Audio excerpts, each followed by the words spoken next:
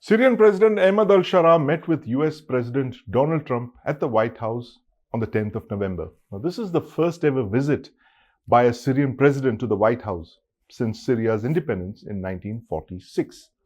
Now, Ahmed al-Sharaa once went by the name Abu Julani. He was an al-Qaeda affiliated terrorist who had a $10 million bounty on his head. Talk about realpolitik. But earlier, on the 15th of October, Sharaa was in the Kremlin meeting President Vladimir Putin. It's an irony here because just last December, Sharaa's HTS-led rebels launched a rapid offensive that toppled Bashar al-Assad's regime after 13 years of a civil war. It ended the regime of Bashar al-Assad, whose family, the Assads, ruled Syria for 54 years. Now, the Assads were key allies of the Kremlin. Now, interestingly, both the United States and Russia have bases on Syrian soil, military bases. But why are both powers courting Syria? The three reasons, as real estate tycoons would tell you, are location, location, location. For the US, Syria is a key country with a Mediterranean sea coast. It has an anti-Iranian regime like al-Sharaa's, which means that Iran can't supply weapons to its proxy, Hezbollah, here in South Lebanon. Syria once provided a land bridge between Iraq and Iran right into Lebanon right here, where Iran could supply weapons. That's not possible anymore because the HTS and now Sharaa are no friends of the Iranians.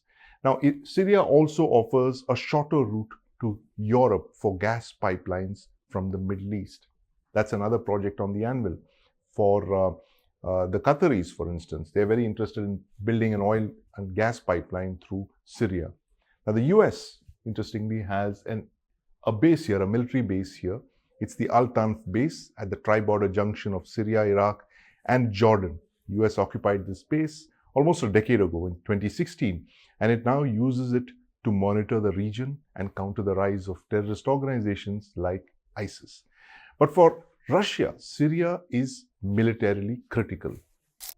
Moscow has two bases in Syria, and these have continued even after the fall of Bashar al-Assad. The Khmeim air base here to the north of Syria and the Tartus naval base.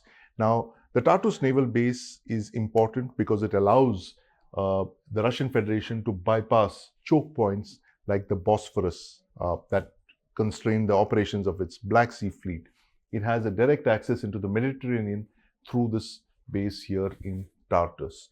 And the Khmeim air base too is important because it enables logistics support for Russia's deployments in Africa.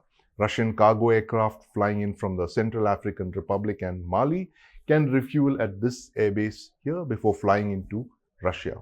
So Syrian President Ahmed al-Sharaa is clearly the man of the moment, leveraging his country's geolocation and getting the best deal from both Russia and the United States.